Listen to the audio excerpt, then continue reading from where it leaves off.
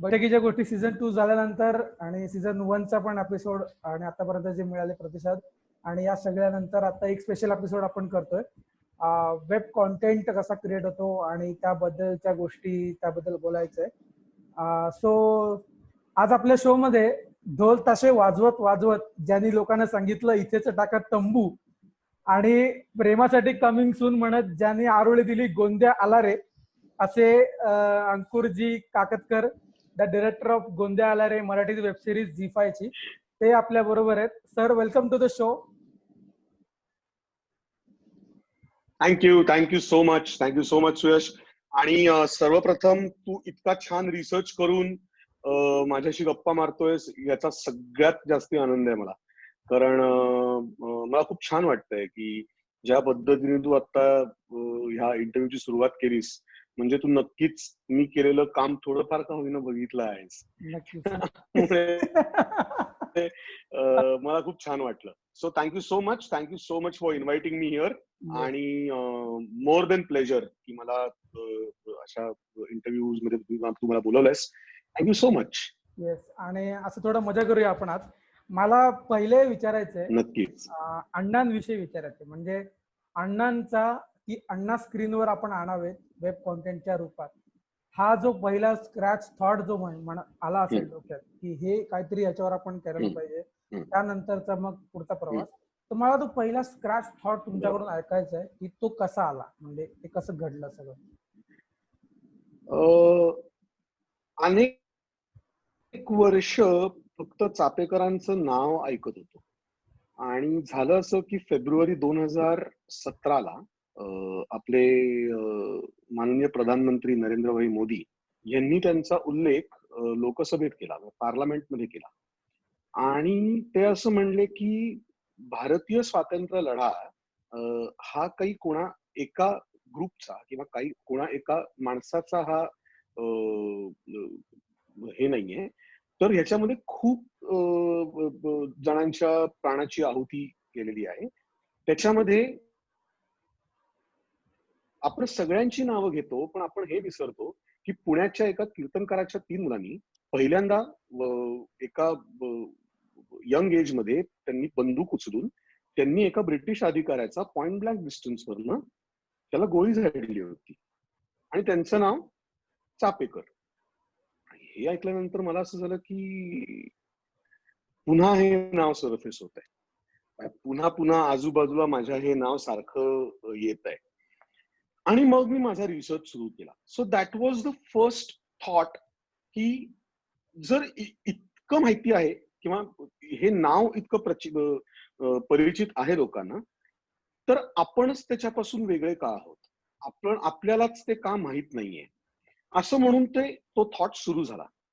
आणि जसं जसं मी त्या जंगलात अजून आतमध्ये जायला लागलो, त्याच्यानंतर तर ते म्हणजे काय म्हणतात त्याला, मी बनलो त्यांच्यातला एक, असं मला कुठेतरी जाणवायला लागलं. आणि मग ती घुसमट होती की ही कथा लवकरात लवकर लोकांसमोर आणली पाहिजे. कारण आपल्याला भगतसिंग माहिती आहेत, आपल्याला चंद्रशेखर आझाद माहिती आहेत, आपल्याला अशफाकुल्ला खान माहिती आहेत, आपल्याला बिस्मिल माहिती आहेत, आपल्याला लोकमान्य टिळक माहिती आहेत, आपल्याला विनायक दामोदर सावरकर माहिती आहेत. पण ह्या सगळ्यांचं म्हणजे विनायक दामोदर सावरकरांचं प्रेरणास्थान जे होतं ते कोणालाच माहित असू नये. म्हणजे त्यांच्या इतक्या आठवणी पुसून टाकाव्यात आपल्याकडे की त्यांना म्हणजे काय म्हणतात, त्यांचा नामोनिशाण ठेवला नव्हता कुठे. आणि मी म्हणलं नाही, ही काहीतरी गंमतशीर गोष्ट आहे. आणि मी घुसलो त्या जंगलात, हनुमंताचं नाव घेतलं आणि घुसलो जंगलात बघायला काय कसं जगले आहेत आणि काय. सो बेसिकली इकडनं तो प्रवास सुरू झाला. ओके, मला याच्या पुढचा म्हणजे मेकिंगचा पार्ट ऐकण्याच्या आधी मला अण्णांविषयी विचारायचं. म्हणजे तुम्ही त्यांच्याबद्दल खूप रिसर्च केला असेल. अण्णा हे व्यक्तिमत्व की कसं होतं, ते कसं आणलं पाहिजे आपण लोकांसमोर, याबद्दलचा तुमचा एक रिसर्च असेल तर मला माणूस म्हणून अण्णा काय होते ते सांगा ना. बरोबर आहे. मला हा प्रश्न तू विचारलायस याच्याकरता मुळात खूप खूप खूप थँक्यू. जसे अण्णा तुम्हाला सिरीज मध्ये दिसतात, अण्णा अगदी तसे होते. आतोनात इंट्रोवर्ट, आतोनात हुशार, शरीर बळ, बळावर त्यांचा भयंकर विश्वास होता. ते फारसे त्यांच्या कुटुंबाशी तसे जोडलेले नव्हते, कारण त्यांच्या डोक्यात एकच होतं, ह्या आपल्या भारत मातेला ह्या ब्रिटिश ह्याच्यातनं मुक्त करायचं. आणि तो थॉट त्यांच्यामध्ये इतका स्टॉन्चली भरलेला होता की त्यांना आजूबाजूला दुसरं काही दिसायचंच नाही. म्हणजे थोडक्यात की हरिभाऊंनी केलेल्या कीर्तनातनं सुद्धा ते स्वातंत्र्य लढ्याकरता म्हणूनच बोध घ्यायचे.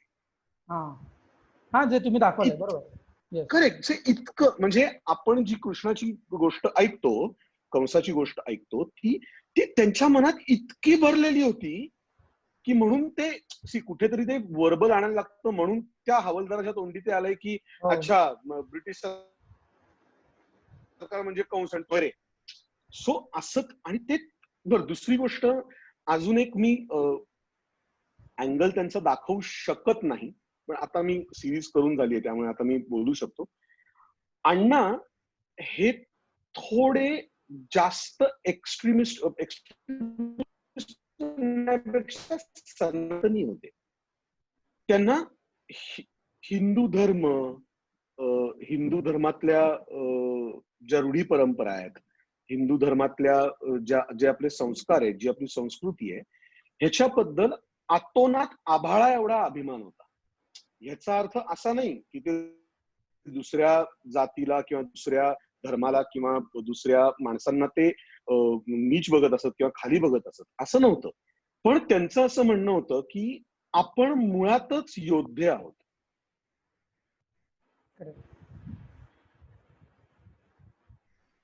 आणि त्यांना त्यांच्या मी मुद्दाम परत परत म्हणतोय, मी भारतीय म्हणतोय, मी कुठल्याही जाती धर्माचं नाव घेत नाही. त्यांना भारतीय स्त्रियांबद्दल, भारतीय मातांबद्दल, भारत मातेबद्दल अतोनात, म्हणजे काय आपण त्याला म्हणू की त्यांना इतका आदर होता, इतका आदर होता. म्हणजे सुरेश, मी तुला गंमत सांगतो, दुर्गाबाई चापेकर अण्णांच्या मिसेस, त्यामुळे त्या बाईला एक हॅट्स ऑफ आहे रे. कारण अशा माणसाबरोबर संसार करायचा, घरी येऊन ते बोलायचे पण नाही, ते फक्त त्यांच्या भावांशी बोलायचे, फक्त आणि फक्त भावांशी बोलायचे. म्हणून त्यांचे वडील कधी कधी म्हणायचे की अरे बोल, तुझ्या मनात काय चाललंय हे मला कळू तर दे, तुझा बाप आहे ना मी, मला कळू तर दे की तुझ्या मनात काय चाललंय यार, तू संसार करतोयस, तुला एक मूल आहे.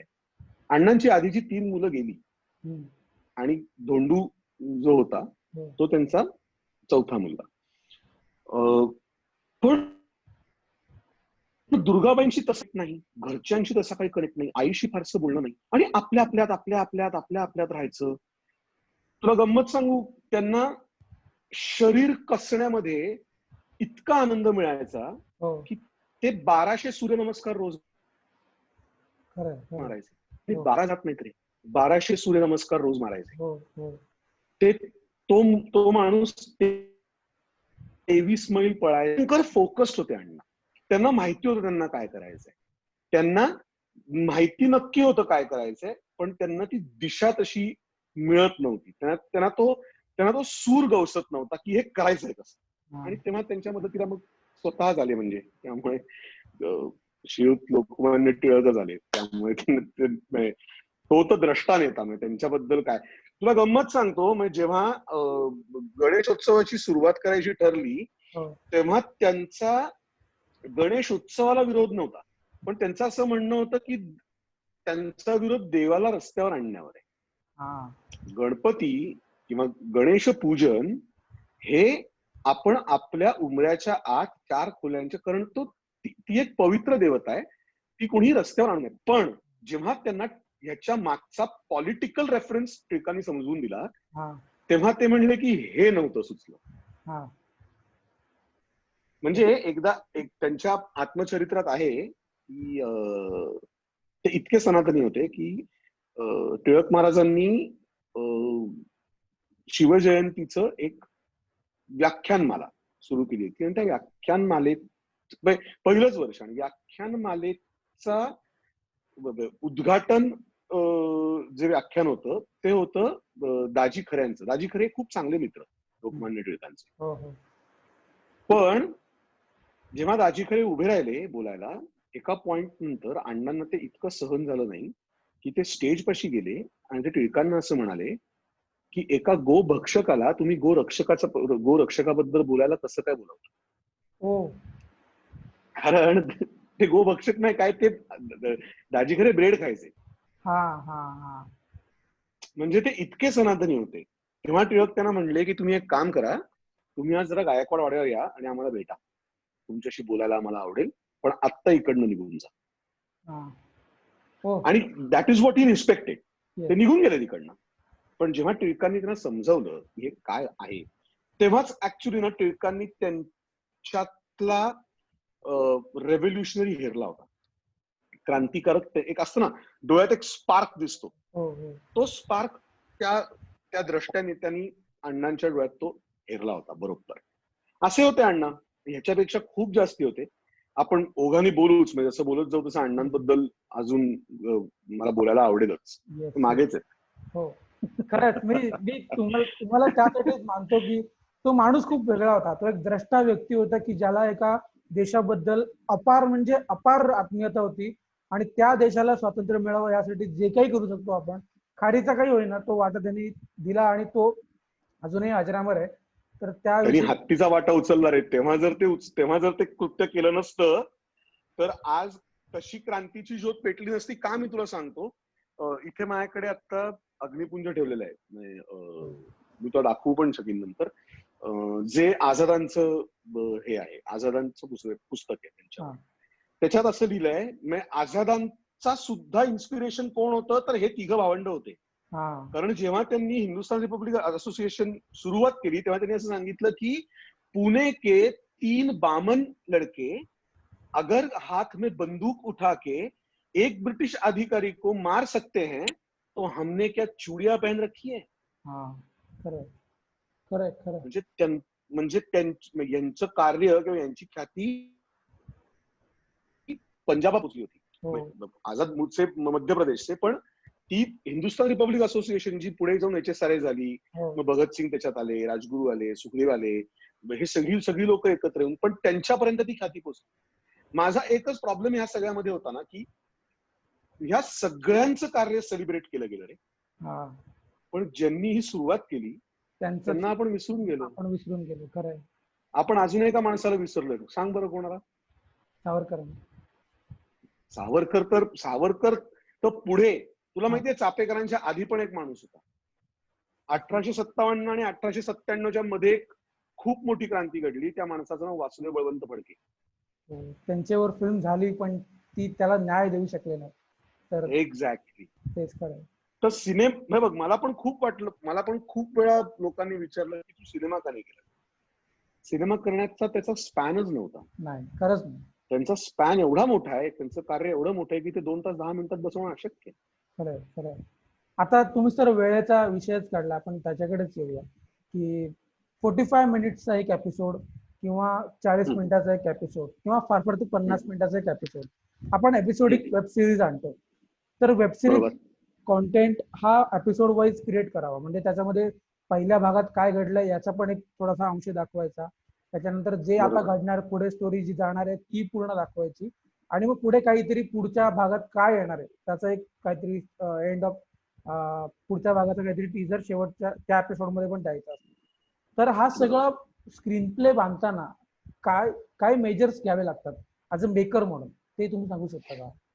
अगदी मी तुला स्पष्टपणे सांगतो सुयश, याच्यामधला ना खूप छान, मला कधीच वेब लिहायचा अनुभव नव्हता. हा पण मला ही कथा कशी सांगायची याचा कॉन्फिडन्स मात्र होता. सो झी5 मध्ये जेव्हा मी पहिल्यांदा नरेशनला गेलो तेव्हा रोहन आणि रोहन देसाईला सगळ्यात पहिल्यांदा मी भेटलो. आणि त्याच्यानंतर आमच्या मीटिंग सुरू झाल्या. मग अपर्णा मॅम मला भेटल्या. मग असं करता करता एक खूप छान माणूस मला तिकडे भेटला जो नरेशनच्या दिवशी मला भेटला आणि झी5च्याच टीम मधला आहे तो, आणि त्यांचं नाव मिलिंद गदक्कर. मिलिंदनी पण यापूर्वी फिल्म्स केल्या आहेत, पण आता तो झी5 ला जॉईन झालाय. आणि मिलिंदनी ना मला एक नॉन लिनियर करून बघूया का रे, अशा एक डोक्यात ना उंदीर सोडला माझ्या, की हे नॉन लिनियर करून बघू. आणि मी त्या नॉन लिनियर ह्याच्यात, आणि तुला सांगू का, there is no mathematics to it, पण प्रत्येक एपिसोडच्या सुरुवातीला तुला एक इंट्रिगिंग पॉइंट लागतो, जो तुला पुढे एपिसोड मध्ये कॅरी करायला म्हणून मदत होईल. आणि एपिसोडच्या शेवटी असा एक पॉइंट लागतो जो तुला पुढचा एपिसोड बघायला भाग पाडेल. सो ह्या पॉइंटला म्हणतात क्लिफ हँगर. सो हा क्लिफ हँगर अतिशय महत्वाचा असतो कुठलाही वेब फॉर्मॅट लिहिताना. वेबला जर तुम्ही अजून एक गोष्ट बघितली तर बऱ्यापैकी वेबच्या बऱ्याचसा कॉन्टेंट हा नॉन लिनियर लिहिला जातो. कारण नॉन लिनियारिटी मध्ये जो इंट्रिग निर्माण होतो, नॉन लिनियारिटी मध्ये जो एक काय म्हणतात त्याला, पुढे काय घडलं असेल हा एक जो थ्रिल निर्माण होतो, हा लिनियारिटी मध्ये बऱ्याच वेळेला होत नाही. सो मी जसं म्हणलं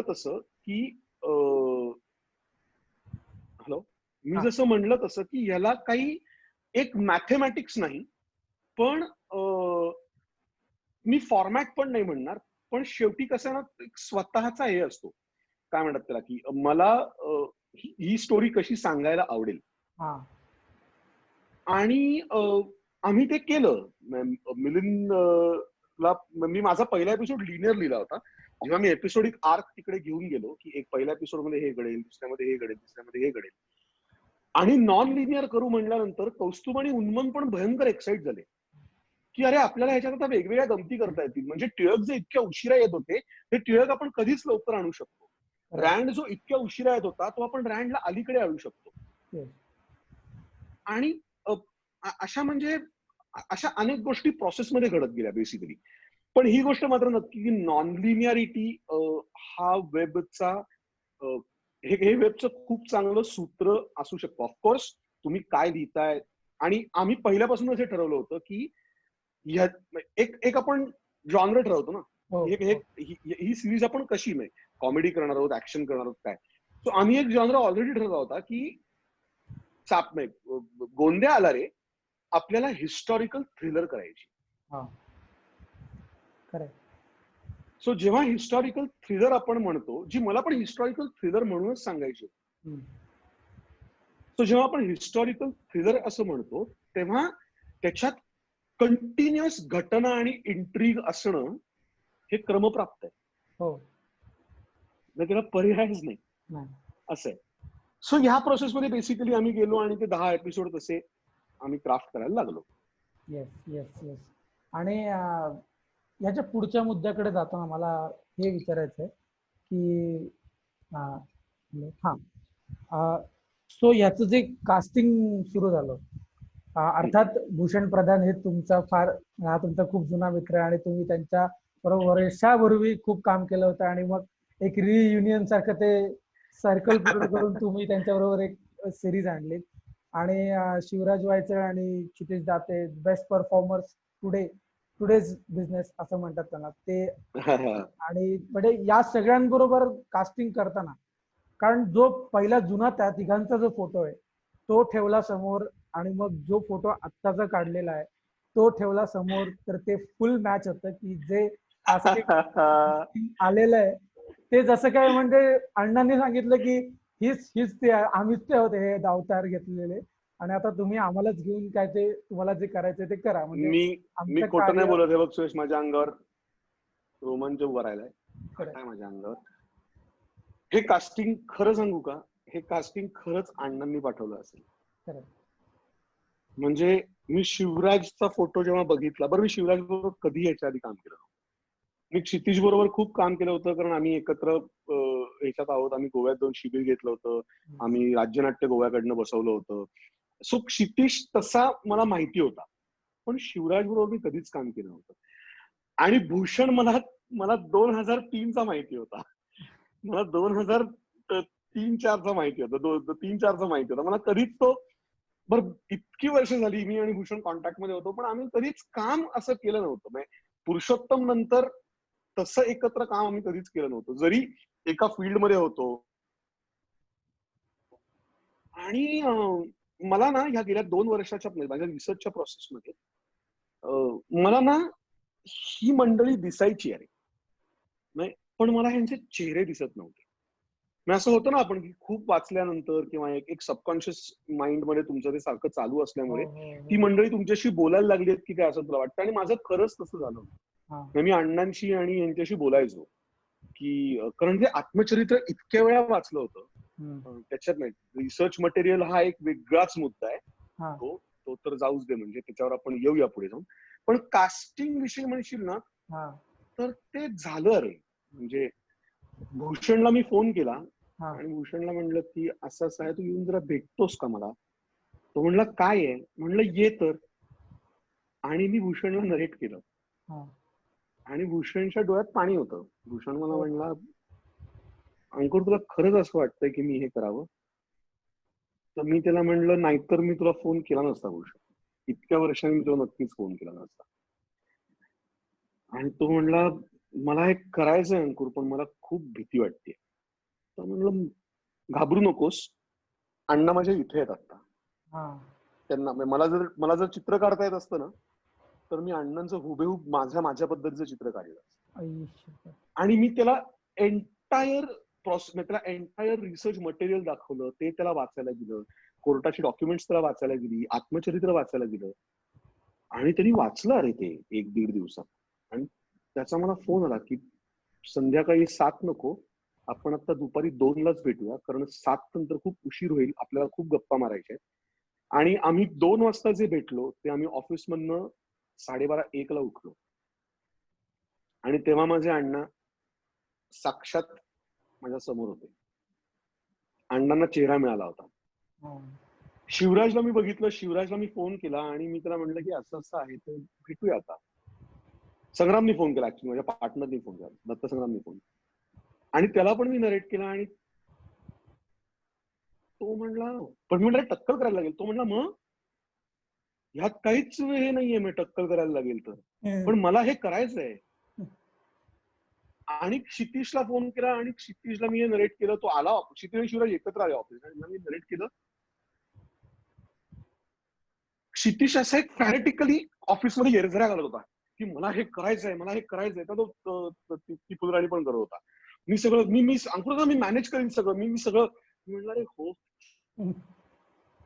शांत हो, शांत हो. पण जेव्हा मी त्या तिघांचा एकत्र फोटो काढला तेव्हा तो कॉस्ट्युम मध्ये पण नव्हते ते. आणि मी तो पाठवला G5 ला. आणि मी विचारायला नाही पाठवला. मी त्यांना हे सांगायला पाठवला की माझे चापेकर बंधू मला मिळालेत. हो. खरं आहे. Mahadev Ranade, Shalva, brilliant, brilliant. मला रोहननी सुचवलेलं कास्टिंग आहे, ब्रिलियंट. पण शाल्व इतका चपकन बसला ना त्याच्या. बरं शाल्व बरोबर मी काम केलं होतं, सदाचारीमध्ये होता शाल्व. हो. त्यामुळे मी इतकं चपकन शाल्व तिकडे बसला की ते ते आलं सगळं एकत्र. आनंद इंगळे. मला असं खरंच वाटत नाही की आनंद इंगळ्यांना अशा रोल मध्ये कोणी ह्याच्या आधी तरी बघितलेलं असेल. आधी खूप बघितलं असेल, त्या मंडळींनी बघितलं असेल, पण आताच्या लोकांनी कॉमेडी सोडता त्याला असं काही करताना बघितलेलं नाही. पण मला माहिती होतं की what calibre as an actor he holds. आणि मी आनंदाला फोन केला, मी त्याला भेटलो आणि मी त्याला हे नरेट केलं. आणि तो म्हणला बरं मग कधी करायचं टक्कल. तर मी म्हणलं अरे, तो म्हणला हा आता मी जातो, मी कीर्तनाचे क्लास लावतो, मी आपले बुवांना भेटतो जाऊन, त्यांच्याकडनं जरा कीर्तन शिकतो, आपले चार आपल्याशी बोलतो. म्हणलं एक मिनिट म्हणजे तू. तो म्हणला हो मी हे करतोय. पण म्हणलं रे डेट्स टक्कल तुला पुढे. तो म्हणला ते जाऊ दे, ते जाऊ दे, मी करतोय म्हणलं हे. आणि सगळे होते रे कास्टिंग मध्ये. आणि माझ्याकडे द्रष्टा नेताच नव्हता, लोकमान्यच नव्हते ना. हो. काय करायचं, काय करायचं, काय करायचं, काही सुचेना. माझ्या डोक्याला रोज रात्री मुंग्या झोपताना. मी अनेक लोकांना फोन केले, पण त्यांचं अनेक ऍक्टर्सचं असं म्हणणं होतं की अरे हे ऑलरेडी सुबोधनी केलंय. मग सुबोधनी केलेला रोल म्हणलं, पण लोकमान्य आणि चापेकरांच्या आयुष्यात असणारं लोकमान्यांचं स्थान, ह्या दोन आपण त्यांना, सॉरी टू से याच्यावर कॉन्ट्रोवर्सी करू नका, पण मला ना त्यांना अंडरडॉग डॉन दाखवायचं होतं. हा. जे तुम्ही दाखवलंय म्हणजे तसंच होत. खरंय. Yes yes. म्हणजे आपण गॉडफादर बघितल्यावर मार्लन ब्रँडो हो कसे वाटतात, हो हो. तो माझा रेफरन्स होता. की मला ना, आणि मी एक कौस्तुभचा भयानक अभ्यास आहे टिळकांवर, हा. भयानक. म्हणजे कौस्तुभ कधी कधी टिळकांसारखा वागतो सुद्धा, इतका इतका अभ्यास आहे. कारण तरी लोकमान्य लिहिली आणि तेव्हा बराचसा त्यांनी, तर त्याच्याकडनं मला बरंचसं. पण काय काय काय, आणि ना एक कॅलेंडर माझ्या नजरेत आलं. तेजस नेरुरकरनी. तेजस नेरुरकरांचं येस कॅरेक्टर. येस. आणि त्यात लोकमान्याच्या गेली होता. हो आम्ही सुंदरला फोन केला. तुम्ही म्हणलं असं असं आहे. म्हणलं तू वेडा आहेस का? की टिळकांचं म्हणलं तू ये तर रोल तर ऐक. आणि तो बाहेर आला आणि मला म्हणला, तुला वाटतंय मी करू शकीन? तर मी म्हणलं हो, मला वाटतंय, नाही मला विश्वास आहे तू हे करू शकशील. आणि मला ते तसे भयानक लाऊड बोलणारे आणि लोकांसमोर उभं राहून असे टिळक करायचेच नाहीयेत. म्हणजे मला ते म्हणजे एक असतं ना, एक शांततेत पण दरारा शांत असतो. राहणारे, तो शांततेतला दरारा मला हवा होता. येस. शांत राहणारे, शांत राहणारे, पण त्या शांततेमागची जी खलबत चालली आहे ती त्या नुसत्या एका नजरेतून दिसली पाहिजेत. आणि 100%. जी ती दिसली आहे ती येस. अक्कलपणे, म्हणजे त्या एका, म्हणजे तो जो सीन मला सांगायचा की तिथे हवालदार भेटायला येतो, म्हणजे तो सांगायला येतो अण्णांना की महाराज आलेले आहेत तर तुम्ही त्यांना बघायला येतो. आणि त्या म्हणजे जे बालनाट्य करतात पुण्यातले डिरेक्टर आहेत, त्यांचं नाव तुम्हाला नक्कीच माहिती असेल, तर त्यांनी तो रोल केला तो हवालदाराचा. आणि त्यांनी हो हो. इव्हन त्यांच्या ते मुवमेंट मध्ये पण ते दाखवून दिले की नुसतं इशारानं जरी माणसाला बोलवायचं तरी तेव्हा काय चालायचं, जे तुम्ही त्यात इनपुट त्यांच्या त्या येस रोल मध्ये केलेलं आहे. म्हणजे या स्मॉल स्मॉल येस. रोल मधून पण महाराज कसे होते बरं. आणि मला आता याच महाराज या विषयाला जोडूनच की टिळक महाराज हा शब्द उच्चारताना जे समाधान मिळतं ते ते कसं, म्हणजे ते टिळक महाराज कुठून आलं, आणि मग ते मुळात लिहिताना तसं लिहिलं गेलं होतं का ते टिळक महाराज? सांगतो सांगतो. टिळकांना ना पुण्यात टिळक महाराज म्हणायचे. कारण त्यांना आदरानेच संबोधायचं होतं लोकांना. लोकांचं असं म्हणणं की आम्हाला आदराने संबोधायचं आहे त्यांना, पण आम्ही त्यांना काय म्हणू? मग टिळक महाराज. आणि त्यांना टिळक महाराजच म्हणायचे, कारण ते तसेच होते. म्हणजे बरं एकतर कारण हे मला विचारायचं कारण हे एवढंच की जगात जगमान्यता टिळकांना अशी आहे की लोकमान्य टिळक हे नाव त्यांच्या जगत मान्य नाव आहे. आणि पुण्यामधलं टिळक महाराज हे नाव एक वेगळ्या प्रकारचं आणि त्याला एक वेगळं जस्टिस आहे. तर तुम्ही मुळात पुण्याचे आहात, त्यामुळे पुण्याची एक संस्कृती आपल्याला माहिती असते की कसं काय आपण एक वातावरण आहे, आणि मग त्यातून हे आलंय का हे विचारायचं कामाचा उद्देश. हो 100%. मी जरा तुझ्या परत पहिल्या प्रश्नावर पण जातो. जेव्हा तू विचारलंस की हे मुळात बीज रोवलं कसं गेलं किंवा ही ठिणगी पडली कुठे, तर मला असं झालं की अरे मी पुण्याचा आहे आणि तर ॲटनबरो नकोय. आपल्याला कोणीतरी एक माणूस आला आणि गांधींचा सिनेमा बनवला, तसं नको रे बाबा. म्हणजे 22 जून जेव्हा सिनेमा केला तेव्हा तो सिनेमा केला सुद्धा नचिकेत पटवर्धनांनी, ज्यांना ज्यांना ज्यांना काय म्हणतात त्याला पुण्याचा कणा माहिती आहे. सो माझ्या ह्याच्यात असं होतं की माझी गंमत अशी झाली की जर मी हे करतोय आणि मी पुण्याचा आहे तर मी ह्याच्या बारीक बारीक डिटेलिंग मध्ये चुकू नाही शकत. कारण मी जर चुकलो तर पहिले फटके मला घरी पडतील आणि नंतर माझा शनिवारावर नेऊन माझा उद्धार केला जाईल. सो ती एक भीती होती, चॅलेंज होतं. पण हो, मला नक्कीच टिळक महाराजांना महाराज म्हणूनच संबोधलं जावं अख्ख्या सिरीज मध्ये असं वाटत होतं. आणि त्याच्यामध्ये खूप मोठा वाटा किंवा खूप मोठा कॉन्ट्रीब्युशन रादर ही टर्म आणण्याचा कौस्तुभनी केलं. कारण कौस्तुभला माहिती होतं की त्यांना काय कसं संबोधायचे, काय म्हणायचे, ते कसं हे करायचे. सो टिळकांच्या याच्यामध्ये बराचसा हे कौस्तुभचा पण होता. एक सो कौस्तुभचा त्याच्यामध्ये हत्तीचा वाटा होता. म्हणजे मी अनेक वेळा कौस्तुभला म्हणायचो की तू माझ्याशी बोलत राहा, मला टिळकांच्या कथा सांगत राहा, मला त्यांचं आयुष्य सांगत राहा, कारण मला ते अशा एका व्यक्तीकडनं काढून घ्यायचंय जो जो मुळात नॉन अग्रेसिव्ह आहे. खरं. म्हणजे सुनील दादा हा स्वभावाने तसा खूप मऊ आहे आणि त्याच्याकडनं असा एक भयंकर काय म्हणतात त्याला सप्रेस्ड अग्रेशन असलेला नेत्याचं काम करून घेत. तर मला मला कथा माहिती पाहिजे, मला मला मला टिळकांचा सायको अनालिसिस माहिती असला पाहिजे Yes. जर मला. आणि अशी सगळी ही कास्ट एकत्र आली आणि गमत झाली. मग आम्ही खूप मजा केली, पण शूटिंग खूप मजा केली. Yes yes. आणि मला आता सेट विषयी थोडस विचारायचं की जेव्हा आपण एवढा मोठा घाट घालतो सगळा, म्हणजे हे करायचंय, हे सगळं आपल्याला करायचं, त्यामध्ये आर्ट इज व्हेरी इम्पॉर्टंट. आणि येस त्यातही याचं जे आर्ट आहे ते त्या काळातलं वाटलं पाहिजे की येस ही कथा घडली आहे मुळात त्यावेळचे कॉस्ट्युम्स असले पाहिजे, त्यावेळचा येस मेकअप पण थोडा असला पाहिजे. जसा टिळकांचा मिशीचा मेकअप आहे, म्हणजे जी मिशी तयार केली आहे, दॅट्स अ क्रिएटिव्हिटी. म्हणजे पर्सनला एक स्टँड आउट करते की हा वेगळा माणूस आहे. त्यांचं ते कोट आणि ती पगडी, मग त्यांचं ते बरोबर. बग्गीतून उतरणं पण, म्हणजे बग्गी कशी येणार, त्यांची कुठून येणार, हे सगळे हे एस्थेटिक्स वगैरे सगळेच जे आपण वापरतो. तर यासाठी what is your brief to the art director, म्हणजे त्यांना तुमचं ब्रीफ असं काय होतं की हे ह्या मी गोष्टी असं दिसल्या पाहिजे. म्हणजे मी मी खूप याच्यात ऍडिशन असं विचारतो की जे अण्णांचं घर दाखवलंय, जिथे बरोबर त्यांची बायको आणि तिघांची बायको आणि त्यांची फॅमिली सगळी राहते, बरोबर त्या घरात ते स्वतः त्यांचे वडील कीर्तनकार आहेत. मग त्यांच्या बरोबर कीर्तनाच्या रिलेटेड काही गोष्टी ज्या त्याला दाखवता आल्या पाहिजे त्या सगळ्या त्यात आहेत. आणि बरोबर.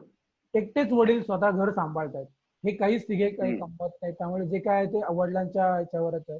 तर मग तो कीर्तनावरच चालू आहे. कीर्तनावर चालू आहे. तर मग तो त्यांचा उदरनिर्वाह कसा चाललाय त्याबद्दलची परिस्थिती पण थोडी त्यातून दाखवली पाहिजे. तर हा बॅक ऑफ द माइंड विचार करताना मग आर्ट डिरेक्टरला तुम्ही तसं त्यात कसं सामावून घेतलं आणि मग कसं सगळं घडलं, हा एक पूर्ण. मी सांगतो काय होतं. जेव्हा माझ्या हातात हे रिसर्च मटेरियल 2 वर्षापूर्वी पडलं ना, तेव्हा मी त्याच्या व्हिज्युअल रिसर्चची सुरुवात केली होती. आणि मयुरेश नावाचा माझा असिस्टंट होता. तो पण, त्याला पण इच्छा होती चापेकरांवर फिल्म करायची, पण तो मला येऊन जॉईन झाला. आणि मयूरनी बऱ्यापैकी रिसर्च या गोष्टीचा, ऑफकोर्स जॉईन झाल्यानंतर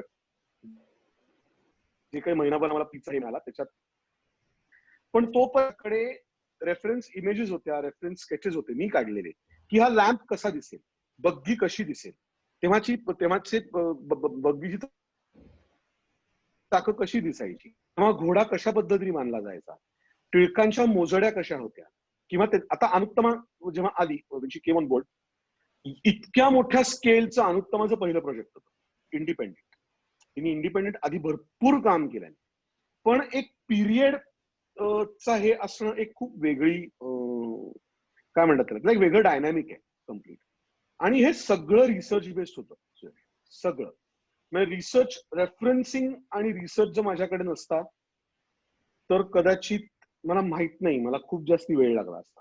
बरं, माझ्याकडे सेट बांधायला पण वेळ नव्हता, सो मला रिअल लोकेशन वरच शूट करणं भाग होतं. सो मग ती रिअल लोकेशन शोधणं. आता पुण्यातली 1800 काळची वाडा संस्कृती, याचे फोटो नाहीये,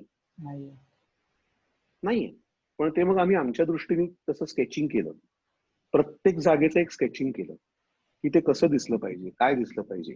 मिझॉन्स एलिमेंट्स असतात, ते मिझॉन्स एलिमेंट्स नक्की कसे प्लेस झाले पाहिजे, की आता मृदुंग दिसला पाहिजे, चिपळ्या दिसल्या पाहिजे, झांज दिसली पाहिजे, त्यांची एक बैठक जिकडे बसून ते लिहित असतील हे दिसलं पाहिजे. झोपाळा हा खूप मोठा एलिमेंट होता तेव्हा राहणाऱ्या ब्राह्मण घरांमध्ये, किंवा 1800च्या वाडा संस्कृतीमध्ये झोपाळा ही खूप मोठी. पण आता तू गंमत बघशील तर ठाकूरद्वार चाळ मुंबई आणि त्यांचा इकडचा राहणारा वाडा याच्यामध्ये खूप जास्ती फरक आहे. खूप फरक आहे. बरोबर. सो ती ठाकूरद्वार चाळ कशी होती, मग ठाकूरद्वार चाळीचे फोटो काढले, तेव्हाचे फोटो मिळवले, ते खूप कष्टाने मिळवले. मग इकडे जा तिकडे जा, यांच्याकडे ते फोटो आहेत का, त्यांच्याकडे फोटो आहेत का, त्या फोटोचा फोटो काय, त्याचं रेफरन्स त्याच्यामध्ये माझी 2 वर्ष लागली रे हे सगळं करायला. सो जेव्हा आर्ट डिरेक्टर निलेश चौधरी म्हणून आमचा प्रोडक्शन डिझायनर, अंबुज पद्मनाभन म्हणून माझे आर्ट डिरेक्टर, हे जेव्हा बोर्डवर आले तेव्हा बऱ्यापैकी ना रेफरन्सिंग मटेरियल माझ्याकडे तयार होतं. म्हणजे माझ्याकडे राणीच्या पुतळ्याचा सुद्धा फोटो होता. खरंय. येस. सो रेफरन्सिंग असल्यामुळे काय झालं ना, त्या गोष्टी क्रिएट. मग निलेशने त्याचं डोकं लावलं की हे असं करून घेऊ, तसं करून घेऊ, ह्याच्यात हे पाहिजे, ते पाहिजे, शेणाने सारवलं पाहिजे, या कलरच्या अगेन्स्ट. मग त्यात डीओपी येतो, मग अनेक एलिमेंट्स त्याच्यामध्ये येतात ना. पण इव्हन विथ अनुत्तमा माझ्याकडे ना बऱ्यापैकी रेफरन्सिंग तयार होतं, फोटोसकट रेफरन्सिंग तयार होतं. ब्रिटिशांच्या त्यांच्या आर्मी कोण, पोलीस कोण, त्यांची सिव्हिल सिक्युरिटी कोण, ह्या सगळ्याचे युनिफॉर्म्स माझ्याकडे होते, फोटो होते. सो ह्या सगळ्याच्या पीपीटीज बनवून ते रेफरन्सिंगनीच झालं बेसिकली जे झालं ते. Yes yes. आणि याला एक ऍडिशन असं आहे की जो आर्टचं काम असतं, आर्ट झाल्यानंतर डीओपी इज द किंग, या सगळ्याचा किंग इज द डीओपी. आणि तिथे लोमान हा सगळ्यात इम्पॉर्टंट ऍस्पेक्ट ज्या वेब सिरीजचा आहे. ते सगळं घडवताना म्हणजे from the makers point of view, for a study point of view, Loman कुठल्या जागी सोडला पाहिजे, कुठं तो व्यवस्थित दिसेल, कुठे त्याचं म्हणजे त्या इव्हन आपण स्क्रीन बनवतो तेव्हा आपण एक चित्रच काढत असतो, ते फक्त आपण ते शूट करत असतो. तर मग त्या चित्रात पण तो लोमान कसा व्यवस्थित दिसेल, डीओपी. मला 3,000 किलो लोबान लागला. खरंय. आणि डीओपीच्या पॉइंट ऑफ व्ह्यू नाही, ते पावसाळ्यात तुम्ही जे शूट केले, तर पावसाळ्यातला तो स्केच, जो जे स्केचचं जे म्हणजे जे त्याचा जो गाभा म्हणतात ना, की पावसाळ्यामुळे त्या स्क्रीनला जी उभार येते ती सगळी उभी करणं. तो डीओपीने तुम्हाला कशी काय मदत केली आणि मग ते सगळं त्यांच्याशी कनेक्ट कसा तुम्ही केलात आणि ते कसं घडलं सगळं? हा जर अंकुर आहे ना, हा डोळा, तर हा भावेश आहे. आणि जर हा अंकुर आहे ना, तर हा भावेश आहे. मी 2009 साली भावेश बरोबर काम केलं. त्याच्यानंतर मी एलबीडब्ल्यू नावाची फिल्म त्याच्याबरोबर केली 2014 साली. आणि त्याच्यानंतर मी त्याच्याबरोबर काम केलं नाही. पण मला गोंद्याला मला भावेशच हवा होता. ते म्हणलं ना, कुठेतरी ते सगळं जुळून आलं रे. मला भावेशच. मी भावेश बरोबर मीटिंग केली, सगळं झालं आणि मला असं सांगण्यात आलं की बेटर नाव कोणी आहे का भावेश पेक्षा? तर मी म्हणलं माझ्याकरता नाहीये. ठीक आहे ना, हा एक नाव आहे XYZ, ह्याला जरा भेट ना. मी त्या डीओपीला भेटलो, मी त्या डीओपी बरोबर रेकी केली, मी त्या डीओपी बरोबर 4 दिवसाची रेकी केली, मी त्या डीओपी बरोबर पहिले 3 दिवस शूट केलं. पण माझ्या कंडिशन्स इतक्या एक्स्ट्रीम होत्या की तो डीओपी म्हणला की अंकुर मला हे जमणार नाही करणं. आणि चौथ्या दिवशी, तिसऱ्या दिवशी पॅकअप नंतर माझी नाईट शिफ्ट होती, सकाळी 7 वाजता मी भावेशला फोन केला आणि भावेशला असं सांगितलं की माझ्या डीओपीनी, म्हणजे डीओपी जो सजेस्ट केला होता त्यांनी हे काम सोडलं. तर मी भावेशला म्हणलं तू काय करतोयस? तो म्हणला ब्रदर कुछ नहीं कर रहा हूं. म्हणलं आज शाम 7 बजे की शिफ्ट है, तू शूट करेगा? आणि मी 4 वाजता फिल्म सिटीत पोहोचलो. त्या मुलांनी पैशाची पण एक गोष्ट केली नाही. आणि 4 वाजता Bhavesh with his team was on location. कारण जेव्हा मी आधी भावेशला भेटलो होतो तेव्हा माझं सगळं रेफरन्सिंग त्याला सांगून झालं होतं की माझे 3 शॉट्स कसे दिसतील, माझे 2 शॉट्स कसे दिसतील, ह्याच्यात स्टेडी कॅम मी का वापरतोय, मला हा कसा एक्सपिरियन्स द्यायचा आहे, ह्याच्यात मला लोबान का हवंय. लोबान मला हवं होतं कारण त्याला एक, ही अख्खी कथा तू बघितलं असतं पावसाळ्यात घडते, तेव्हाचा पाऊस, तेव्हाचं पुणं, थंड पुणं, एक म्हणतात ना की ढग खाली उतरून यायचे, हिल स्टेशन होतं रे ब्रिटिशांचं पुणे, म्हणून तर अख्खी शिक्षण हे त्यांनी इकडे केली ना. आणि Bhavesh was there, not even asking a single question. He is a magician. पूर्ण नाव सांगा प्रेक्षकांना, पूर्ण नाव. भावेश रावळ. भावेश रावळ. भावेश रावळ. कोणी फिल्म मेकर्स हा इंटरव्ह्यू माझा बघत असतील, मी फारसा कोणाचा लाडका नाही, पण ज्यांना कोणाला माझं म्हणणं की एकदा भावेशला भेटा. आपण भावेश इकडे लाइटिंग करतो हे कळत पण नाही. भावेश, निखिल जोशी, त्याचा जो गॅफर आहे ते खूप छान आहेत. विनीत हा स्वतः आता इंडिपेंडेंट आहे. निखिल हा स्वतः इंडिपेंडेंट आहे. हॅलो, निखिल हा स्वतः इंडिपेंडेंट आहे. भावेश हा स्वतः इंडिपेंडेंट आहे. रोमिओ हा स्वतः इंडिपेंडेंट आहे. हे 4 डीओपी आहेत आणि हे सगळे एकमेकांकरता काम करतात. आणि हे सगळे थॉमस झेवियर सरांचे असिस्टंट होते. त्यांच्याकडे ते शिकले. आणि म्हणून म्हणलं ह्या सगळ्या मुलांनी ना सेल्युलॉइडवर काम केलंय. सो त्यांना मुळातच तो सेल्युलॉइड डिसिप्लिन माहितीये. आणि मी भावेशला म्हणलं Bhavesh, we only have 38 days to can 410 minutes of footage. तू है ना, तू क्यों टेंशन ले रहा है, कर देगा, कोई टेंशन मत ले.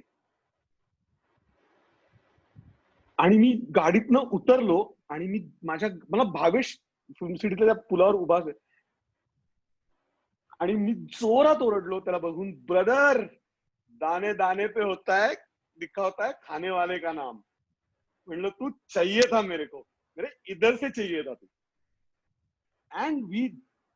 And then he created magic. Bhavesh was in it from the first shot. He didn't even take time. Nikhil was in it. तुला खोटं वाटेल शिवाय गुडघ्यावड्या पाण्यात शूट केलंय. Hats off to my lighting team, hats off to my production team, hats off to my art, costumes, hats off to my assistant team, my direction team. यश, अजित, सई, पंकज, आमचा मयुरेश, आमची these guys were at it. यश असा उभा होता माझ्या बरोबर की master चल ना, तूने इतना किया है, ये तो खुद तू पेपर सेट कर रहा और खुद पेपर लिखने वाला. आम्ही आहोत ना. गुडघ्यावड्या पाण्यात शूट केलंय. एवढे निळ्या रंगाचे विंचू फिल्म सिटीत तेव्हा फिरत होते, तशात शूट केलंय. पण भावेश वॉज ऍट इट. म्हणजे भयानक. मी काय म्हणतात त्याला, प्रत्येक डिरेक्टरला एक डीओपी त्याचा असतो ना. भावेश माझा होताच. मी इतके डीओपी शफल केले माझ्या सिनेमांना, मिल गया अभी नाही छोडूंगा. आणि आता फ्रॉम द कमर्शियल ऍस्पेक्ट आपण थोडं मार्केटिंग आणि या सगळ्याकडे, म्हणजे झी5चा सपोर्ट आणि तुमच्या प्रोड्युसरचा सपोर्ट यामध्ये खूप लागतो. सो जेव्हा प्रोड्युसरनी गोष्ट ऐकली असेल आणि झी5 चॅनल म्हणून त्यांना ते जेव्हा म्हणजे हे करायचे, आता जेव्हा त्यांच्याकडून आलं असेल, तर मग पुढे ती प्रोसेस कशी घडत गेली आणि देन ते जेव्हा आउट रीच झालं तेव्हा अशी एखादी रिॲक्शन आली का की किती खूप अजूनही लक्षात येते रिॲक्शन, अशी कुठली रिॲक्शन आली? मला ना झी5च्या टीमनी तर इमेन्स मदत केली. Be it Rohan, be it Mahesh, be it Aparna ma'am, be it Milind, be it Tarun sir, immense. Sanket Kulkarni म्हणून, संकेतनी पहिल्यांदी एक प्रोमो बघितला आणि संकेतचा मला रोहनच्या याच्यावर फोन आला की खरं तर हा प्रोजेक्ट माझा नाहीये, पण मी ह्याच्यात काहीतरी करू इच्छितो मार्केटिंग, जो झी5 मध्येच आहे. आणि ह्या सगळ्या प्रोसेसमध्ये ना, अगेन नॉट बिंग इमोशनल, पण असं म्हणतात ना रे, इंडस्ट्रीमध्ये गॉडफादर लागतो. मला गुरु मिळाला होता. माझा गुरु होता विनय काका कडे शिकलो आयुष्यभर. ते शिकलो. ते पाढे इतके पाठ झाले, पाढे इतके पक्के झाले. पण मला गोंद्यांनी जर काही दिलं असेल ना, तर मला गोंद्यांनी एक गॉडमदर दिली, जिचं नाव प्रज्ञा सिंग. तिने एकच म्हणलं होतं, I know you will do it, come what may, I know you will do it, I can see that in your eyes. आणि तिने एकच सांगितलं होतं, अंकुरला कोणी त्रास द्यायचा नाही. आणि she made me give her a presentation. जेव्हा प्रोजेक्ट थ्रू झालं होतं, पण she wanted me to give her a presentation. आणि she introduced me to a beautiful thing called organogram. Suyash, मी अख्खी सिरीज एका ऑर्गॅनोग्रॅम मध्ये मांडली होती जेव्हा मी प्रज्ञाला प्रेझेंटेशन केलं. आणि तिने अख्खं प्रेझेंटेशन 2 तासाचं ऐकलं आणि she said, you know what is the most beautiful thing you have done today? The thing what you have drawn on board, you can nail it, go ahead, don't think about anything else, बाकी सब संभालने के लिए हम लोग हैं यहाँ, go. She hardly came on set, but she was always there, asking about how is the unit going, how is it going, काही tension नाही आहे ना, काळजी घ्या, बाहेर खाताय, पाऊस पडतोय, सगळ्यांना रेनकोट्स आहेत ना, हे आहे ना ते. शी वॉज ऍट इट. आणि मला देवानी प्रज्ञा, मी दीदी मॅम म्हणतो प्रज्ञाला, ते काय लाडाचं नाव असं आहे, ती प्रज्ञा मॅमला दीदी मॅम म्हणतो. सो आणि दीदी मॅम मला गोंद्या म्हणतात, त्यामुळे सो पण शी वॉज अन इमेन्स सपोर्ट.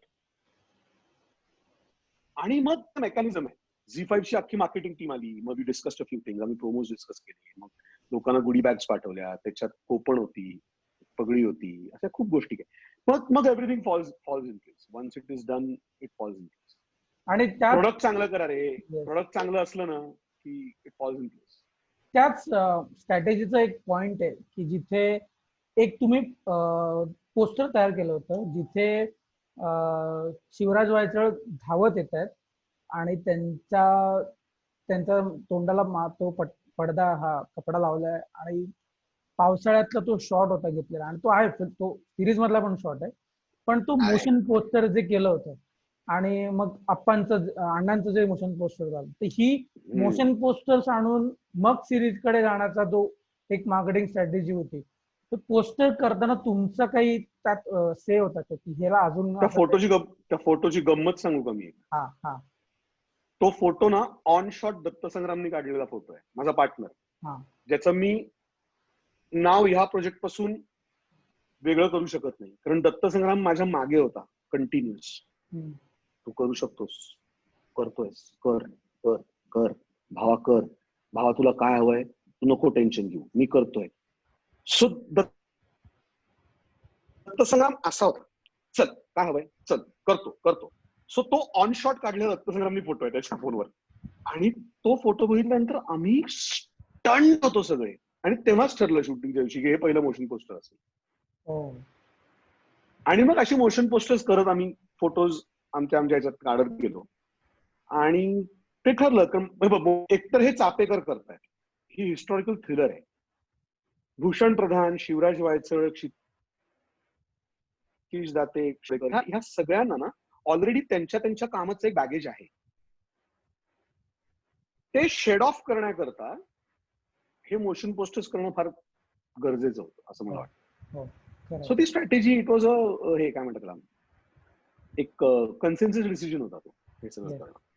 आणि या सगळ्याचा एक क्रुशियल पार्ट होता, म्हणजे जो अख्ख्या सिरीज मध्ये त्याबद्दल खूप कमी दिसतं, पण या तिघांच्या ज्या बायका आहेत, ज्या अख्ख्या सिरीज मध्ये आहेत, आणि त्यातही अण्णांची बायको म्हणजे पल्लवी पाटील यांचं जे कास्टिंग आहे, की बाकीच्या दोघींचे काही डायलॉग्स तरी ऐकायला मिळतात, म्हणजे त्यांनी त्यांचे अनन्यबरोबर काही डायलॉग्स आहेत किंवा काही, पण अण्णांच्या बायकोचा एक डायलॉग म्हणजे जो एक्सप्रेशन मधून खूप बोलतात त्या, पण डायलॉग स्वरूपात असा खूप कमी ऐकायला येतो की त्या बोलतात, आणि त्या एक्सप्रेशन मधून ते कॅरेक्टर फुलवणं आणि ती थ्रू आउट द सिरीज ते कॅप्चर करून तो एक रिलेशन त्यांच्यातलं मेंटेन ठेवणं. म्हणजे इव्हन इन दॅट सीन जिथे ते दोघे झोपलेत रात्री आणि अण्णा आपोआप म्हणजे राग आली त्यांना, उठले आणि निघून गेले, आणि यांना कळलं की ते उठून गेलेत, पण ह्या विचारू शकत नाहीत की तुम्ही कुठे चाललाय. कारण अण्णा बोलतच नाही काही, घरात ते काहीच बोलत नाही नाही, कुठे चाललेत काय करतायत. आणि मग त्या नाही मागची हे की अरे हे ना काय झालं नसेल ना, की बरे आहेत ना, ठीक आहेत ना, त्यांची काळजी ती न बोलता दाखवणं. म्हणजे तुम्ही डिरेक्ट करता ना, त्यांना काय ब्रीफ दिला असेल की त्या एवढ्या वर उठून येतात ऍज अ मी ना कॅरेक्टर. मी ना मी मी मानगुटीवर मी ना कधी कधी काय व्हायचं ना, मी इतकं वाचलं आणि इतकं त्याच्यात होतो ना रे, मी कधी कधी म्हणजे आर्टिस्टच्या मानगुटीवर बसलो काय असं मला वाटतं. कारण मला ती लोक दिसायची ना रे, त्यामुळे मला असं व्हायचं की हे असंच झालं पाहिजे.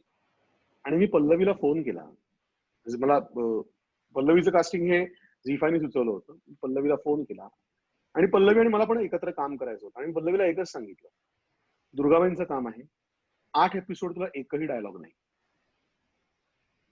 ती म्हणली अरे अंकुर, म्हणलं तू एक काम कर, माझ्याकडे 8 एपिसोड तयार आहेत, तू ये, तू वाच, तुला जर ते आवडलं तर तू कर. आणि त्या मुलीने 4 तासात 8 एपिसोड वाचले आणि ती बाहेर आली आणि मला म्हणली मी करते. कारण इतकं इन डिटेल लिहिलेलं पण होतं स्क्रीन प्ले मध्ये की दुर्गाबाई काय बघणार आहेत, दुर्गाबाईंच्या मनात काय चालू आहे, हे सुद्धा मी लिहिलं होतं स्क्रीन प्ले. खूप क्रिस्टल क्लिअर. आणि मग प्रत्येक सीनच्या आधी मी त्यांना ब्रीफच मी गोष्टच सांगायचो की याच्या आधी काय घडलंय, याच्यानंतर काय घडलंय आणि आता हे काय आहे एक्सपेक्टेड आहे. हे बेसिक दिग्दर्शकाचं काम आहे. पण इट केम आउट रिअली वेल. मजा आली. येस. आता लोक म्हणतील की हे गोंदे आल्यारेच करतात, तर मी थोडं बाकीच्या गोष्टींकडे येतो. मला ह्या गोजीरवाण्या घराबद्दल थोडस विचारायचं. जे तुम्ही डिरेक्ट केलेलं नाटक, सुप्रियाताई पाठारे आणि बाकी सगळी कास्ट, नाटक करण्यामागचा एक वेगळा फील असतो की लाईव्ह ऑडिओची इंटरॅक्ट करता येतं, काही वेगळ्या गोष्टी सीन मधून उचलवता येतात, किंवा एखाद्या गोष्टीकडे एक वेगळ्या दृष्टिकोनातून थिएटरवर प्रेझेंट होता येतं. तर या गोजीरवाण्या करताना, ती स्टोरी घडवताना काय एखादा किस्सा घडला असेल तर तो सांगू शकता का? आदिती द्रविड हिने मला एक फेसबुक लिंक पाठवली एक दिवस, मी ती बघितली. बरं, साई, पियुष, आदिती, मी, हे आम्ही we are a group, we are like a family, we are more than family. So तिथे मला एक लिंक पाठवली आणि मी बघितलं आणि मी म्हणलं बरं मग काय याचं काय. तर ती म्हणली मला नाटक करायचं आहे. म्हणलं वा छान आहे की, कर की. मग ती म्हणली नाही ते तू करायचंय. म्हणलं म्हणजे मी डिरेक्ट करायचंय. याच्या आधी माझं व्यावसायिक नाटक आलं होतं, ये रे रे पैसा, जे अभिजित आणि याच्यावर मी केलं होतं. तेजू होती, शेखर होता, मुलांनी ते लिहिलं होतं, दामलेंनी ते प्रोड्यूस केलं होतं. आणि मला एक्साइटमेंट वाटली की पुन्हा एक व्यावसायिक नाटक, वा मस्त, हे केलं पाहिजे आपण. आणि मग ती कथा, म्हणजे त्या कथेच्या जोडण्यापासून, ती कथा एकत्र आणण्यापासून मी त्या प्रोसेसमध्ये होतो. म्हणजे ते नाटक मी आणि मानसकडनं आम्ही ते लिहून घेतलंय, कारण त्याचं पण ते पहिलं व्यावसायिक नाटक होतं. पियुषचं पण प्रोड्युसर म्हणून ते पहिलं व्यावसायिक नाटक होतं. बरं, साई पियुषने म्युझिक केलंय गोंद्याचं. सो ते रिलेशन कळलंच असेल की काय व्हॉट काइंड ऑफ. कारण मला माझ्या ब्रीफिंगच्या सगळ्यात जवळ जाणारा म्युझिक डिरेक्टर्स कोणी असतील तर ते आहेत. कारण मला म्युझिक सकट ऐकू येतं ना. मला मला मला मला चाल नाही ऐकूया, पण मला इकडे काय हवंय हे नक्की कळतं. आणि हवंय का नको हे कळतं न कळतं मला माहित नाही. माझा तो चॉईस असतो की ह्याच्यात काय कळतंय आणि काय मला काय हवंय आणि काय. सो या गोजीरवाण्या घराची पण प्रोसेस तशीच होती. आणि मग सुप्रीताईला मी भेटलो. सुप्रीताई भेटल्यावर काय, ती तर आई आहे आमची, इतकी गोड आहे, इतकी गोंडस आहे.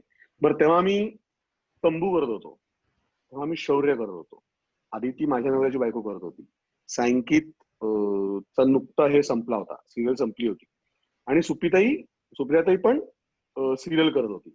सो आम्ही सकाळी 7 ते 12 रिहर्सल करायचो आणि आपापल्या शूटिंगला जायचो. So fantastic experience. आणि हे बघ, शेवटी पुरुषोत्तम मधनं आलोय रे. वयाच्या 5व्या आणि 6व्या वर्षापासून ग्रिप्स बघतोय. सो ते आहेच ना, ती आवडच आहे ना. मूळ तेच नाही तर काय करणार. Yes. सो नाटकापासून मी नाही, एखाद्याने मला जर नाटक सांगितलं की विचारलं किंवा नाटक हे कर, मी नाटकाला नाही नाही म्हणू शकत. अरे मी आपट्यांचा शिष्य आहे रे. नाटकाला जर नाही म्हणलो तर ते वर्ण येऊन कानपटात आवाज काढत नाही. खरंय, खरंय. मग मी नाटकाला कधीच नाही. आणि ते एक्साइटिंग प्रोसेस असते, भयंकर. Yes, yes, प्रत्येक प्रयोगात मी ऑडियन्समध्ये जाऊन बसणं आणि ते खूप एक्साइटिंग आहे. It is a different high. yes, yes, yes. मला साई पियुष त्यामुळे असं आहे. साई पियुष यांचा विषय आहेच आता. तर मला आपण थोडंसं मागे परत जाऊया. गोंधळाचा जे म्युझिकचा पार्ट आहे गोंधळाचा, म्हणजे साई पियुष यांनी तुम्हाला ऍज अ म्युझिक डायरेक्टर म्हणून गोंधळ रावा रूपाला आणण्यासाठी काय अशी एक गिमिक दिली की तुम्ही ते म्हणजे प्रोजेक्ट वाचतो म्हणतो ना आपण, तसा तो म्युझिक वर तो प्रोजेक्ट वाचतो, असं ते कसं मिळालं, क्लिक कसं झालं? मी ह्या सगळ्या प्रोसेसमध्ये जेव्हा होतो ना, गोंद्याचा रिसर्च चालू होता, हे कोणालाच माहित नव्हतं मी काय करतोय. पण मी खूप अंडर द रॅप्स ठेवलं होतं की रिसर्च, कारण त्या रिसर्च मटेरियल मिळवणं was a very different. So तेव्हापासून मी आणि पियुष एकत्र राहतो मुंबईत. मी साई पियुष एकत्र राहतो मुंबईत. तर तेव्हाच त्याच्याशी बोलत होतो आणि तेव्हा नुकती मी पीकी ब्लाइंडर्स बघत होतो. सो पीकी ब्लाइंडर्सचा म्युझिकचा फील, त्यांनी जे, सो आम्ही बोलायचो, गप्पा मारायचो, रेफरन्सिंग करायचो, हे करायचो. आणि मला काय हवंय हे एक्झॅक्टली मी हळूहळू हळूहळू हळूहळू हळूहळू ना त्यांच्या डोक्यात फील करतो. की म्हणलं जरी इकडे दिमडी वाजली तरी इलेक्ट्रॉनिक गिटार पाहिजे, जरी टाळ वाजले तरी इकडे ड्रमसेट पाहिजे, मल्पररी म्युझिक पाहिजे with a beautiful taste of folk. आणि हे एवढं ब्रीफिंग माझ्यामध्ये पियुष आणि साई करता माझ्याकडनं खूप आहे. त्यांना माहिती आहे काय म्हणजे what is he looking at basically. आणि मग दे क्रिएटेड वंडर्स. म्युझिक तुम्हाला अनेक वेळा एका एपिसोड मध्ये दुसऱ्या एपिसोड मध्ये घेऊन जातो. म्युझिक हा खूप इसेन्शियल भाग आहे. आणि कधीच बोललं जात नाही ह्या एका डिपार्टमेंट बद्दल, ते मी नक्की बोलीन, ते म्हणजे एडिट. अक्षय साळवे जो असिस्टंट एडिटर आहे आणि मयूर आमचा Mayur Hardas, they are my night in the shining armour आहेत ते माझे असे. सो साई, पियुष, मयूर, अक्षय, राघवेंद्र हेगडे नावाचा माझा पोस्ट हे, तो, त्याची अख्खी टीम, भोपे सर, मला भोपे सरांसारखा माणूस मिळाला माझी सिरीज मिक्स करायला, याच्यापेक्षा अजून भाग्याची गोष्ट काय पाहिजे. उत्सव पासून काम केलं रे त्यांनी. सो त्या माणसाने मिक्स केली आहे सिरीज. सो अशी लोक एक एक जोडत. आणि म्युझिकचं तसंच होतं ना की मी आणि पियुषने गप्पा मारल्या की आम्हाला कळतं की किंवा हा एक्झॅक्टली काय म्हणतो. गाणं तसंच झालं, करायचंय गाणं, रेफरन्स दिला होता ह्या सिच्युएशनला हे गाणं येणार आहे, झालं गाणं. पहिली वेब सिरीज असेल माझ्यामध्ये ज्याचा अल्बम रिलीज झालाय ऑनलाईन. सो मला असं आहे. आणि